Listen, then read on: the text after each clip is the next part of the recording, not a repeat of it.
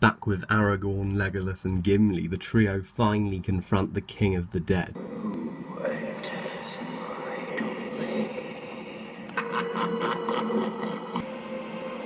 The way is shut. Now you must die. Legolas actually failed. That's something we'd never see before. Here, let me try.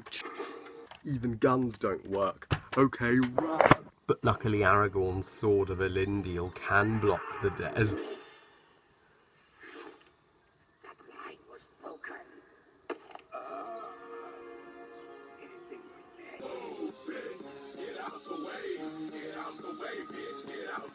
So with that, Aragorn calls the dead to fight for him, and he will hold their oath fulfilled and release them from the curse. You know, dead guys, if you want to join us, you can come and meet Jack the Pumpkin King, Casper, the crew from Curse of the Black Pearl, even come down to the Day of the Dead festival in Mexico. I could mention more, but let's just get back to the question. But apparently we've yet to find out whether they said yes or no. As Sauron's armies begin the siege of Minas Tirith,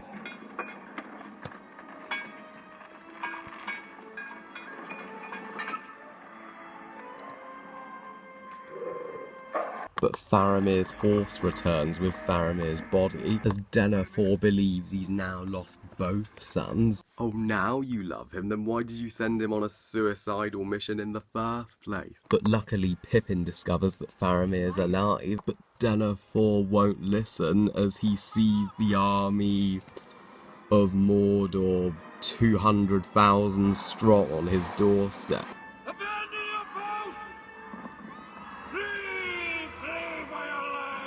And Gandalf does what he should have done a while ago.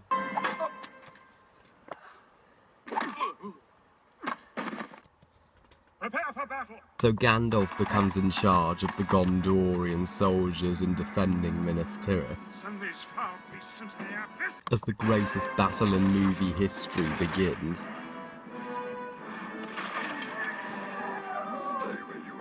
Sir, my mate just got flattened. I'm getting the fuck out of here. The Gondorians continue to defend Minas Tirith,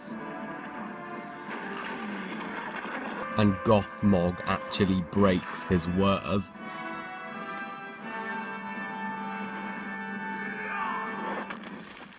Gothmog, didn't you say stay where you are? Epic fail.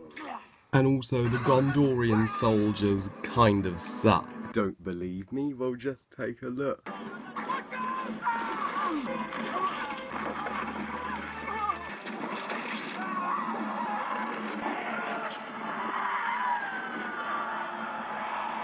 They're basically the stormtroopers all over again. They could basically become best pals. Anyway, unfortunately for our heroes, the ring wraiths arrive, along with the Witch King, and their greatest weapon, their powerful scream. I wonder what song they could have possibly been singing to make their ears bleed. Let it go, can't turn away and slam the door. Let the storm rage on.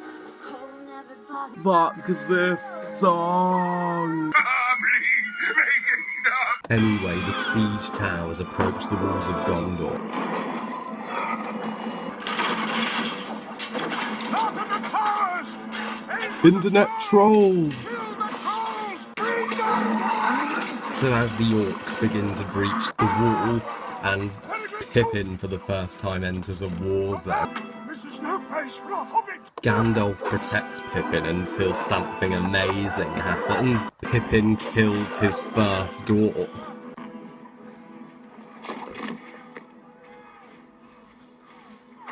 guard of the citadel in... Pippin's finally grown up. Hooray! Thumbs up for Pippin! But our heroes look screwed as the armies of Mordor bring their formidable battering ram named Gron to break down the gates. Meanwhile, Frodo and Gollum had finally reached Shelob's lair as part of Gollum's trap. Frodo quickly becomes lost, so he remembers Galadriel's light of Elendil to help him find his way. But by doing this, he awakens the most freaking terrifying spider in the history of movies, Shelob.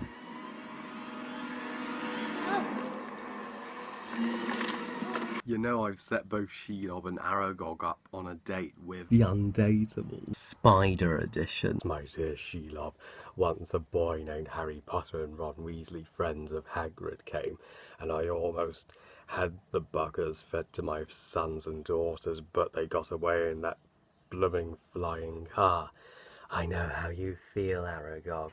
I almost ate the juicy Frodo Baggins until that bastard Samwise Gamgee defeated me. So Frodo runs for his life, but gets trapped in the webs, and we get an obvious reference to the fly. So Frodo soon realises this was Gollum's plan all along, makes a lucky escape, and after a brief struggle with Gollum, Frodo realises he has to destroy the ring for both their sakes. But Gollum's not having any of it. That was a big fall. Looks like we won't be seeing Gollum again, or will we? So Frodo realises Sam was right, and considers giving up, but luckily Galadriel's there to help him up. But back to the battle at Minas Tirith, the orcs are using Grons to break down the door, as Gandalf gives our heroes some helpful advice. Your soldiers of Gondor, no matter what comes through that gate, you will stand your ground. Oh shit, right. So yeah, the armies of Mordor are clearly thrashing the Gondorians, but back at Cirith Ungol, Frodo proves how sucky he is when trying to do things himself. Okay, that was the freakiest thing I've ever seen. But just as Shelob's about to dine on Hobbit tonight, Sam arrives and he's ready to kick some spider ass. Let him go, you filth.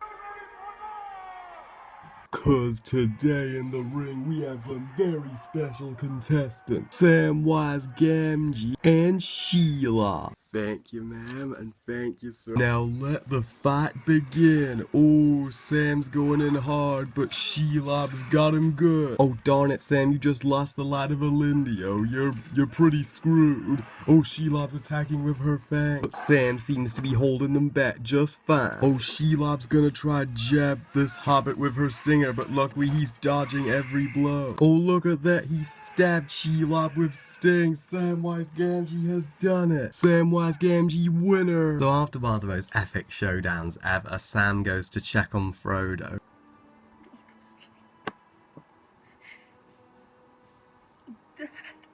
Sam, check his heartbeat if you want to be sure. Before Sam can properly check, a group of orcs from Cirith Ungol come down, carry Frodo to the tower. Back in Minas Tirith, Denethor attempts to burn Faramir alive. Pippin tries to explain that Faramir's not dead, but Denethor's not having any of it, and even fires Pippin as his servant. I can see why Jeremy Jones calls him Dickerfor. Sadly, the Gondorians aren't faring much better in the battle either, as they simply cannot beat the overwhelming number of orcs alone. Wait a minute, did that orc look like Darth Maul? Anyway, our heroes are in luck, as the Rohirrim, albeit a bit late, finally arrive, but better late than never, as Theoden gives an epic speech. Oh darn it, he broke my spear. Oh well. Still have my unbreakable lightsaber. Ride for ruin, and the world ends! Now we are all about to witness the greatest cavalry charge ever put to foot.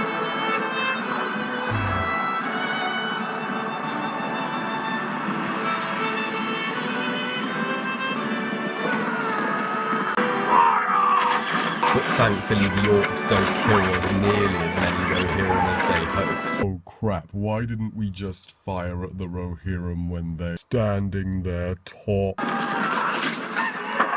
So as the Rohirrim begin to completely destroy the orcs,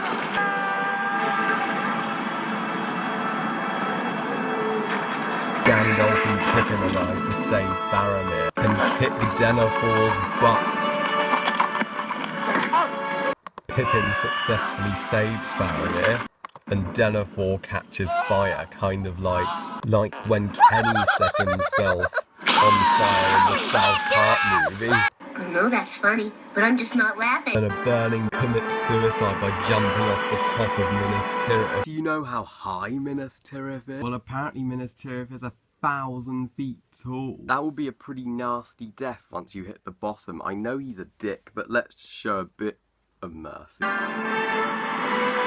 For the last time, we did not order a giant trampoline. Anyway, back on the battlefield, victory seems near for the Rohirrim until this happens. Look out! The elephants on parade, here they come, dippity-hoppity. They're here, and there are big elephants everywhere. Look out! They're walking around the bed, on their head. What'll I do? What'll I do? What'll I... So the Rohirrim prepares to do battle with the Haraj. And take us away, Cartman.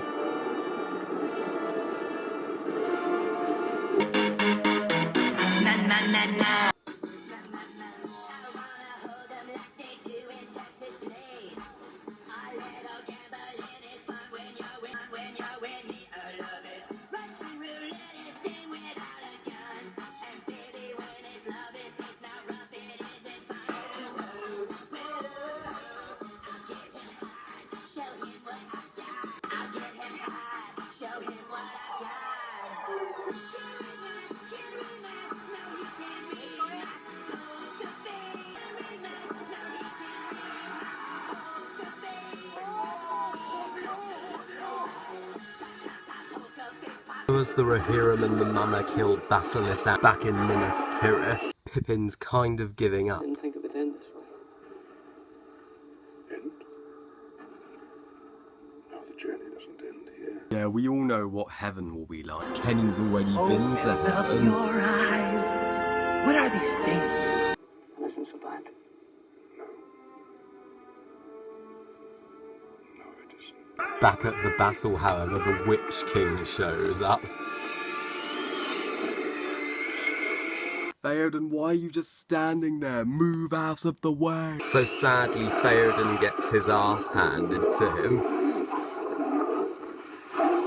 Well, he could have gone a stupider way in the animated Return of the King. He just dies from falling off his horse. But before the Witch King's fell beast can dine on Theoden's flesh, Eowyn arrives to defend her uncle in the most girl Harry scene ever. I will kill you if you touch him. Do not come between the Nazgul and his... So Eowyn successfully decapitates the Witch King's fell beast, but he's not down yet, and boy is he pissed.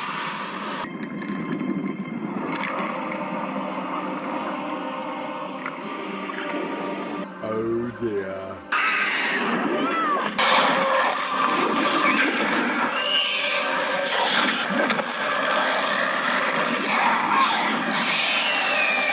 Phew! She's good at dodging. Looks like she's gonna be okay after. Ooh. Fool! No man can kill me. Die now. But as all hope seems lost for Eowyn, good old Merry stabs the Witch King in the back. Basically, Merry was saying, Hey, you! Back away from my wife. you may think I'm crazy, but I genuinely believe Merry and Eowyn fall in love in this film. Their bond is so strong that they end up risking lives for one another. And if a human and an elf, Aragorn and Arwen, can get married, why not a human and a hobbit? Anyway, we then get the girl power moment we've all been waiting for. I am no man.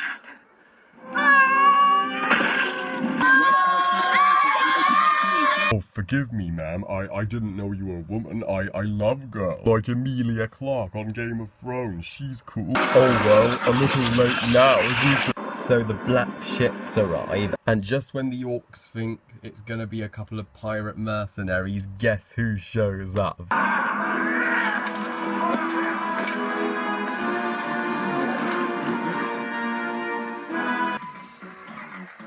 There's something strange in the neighborhood. Who you gonna call? Ghostbuster! And then we get the best Legolas scene of all time.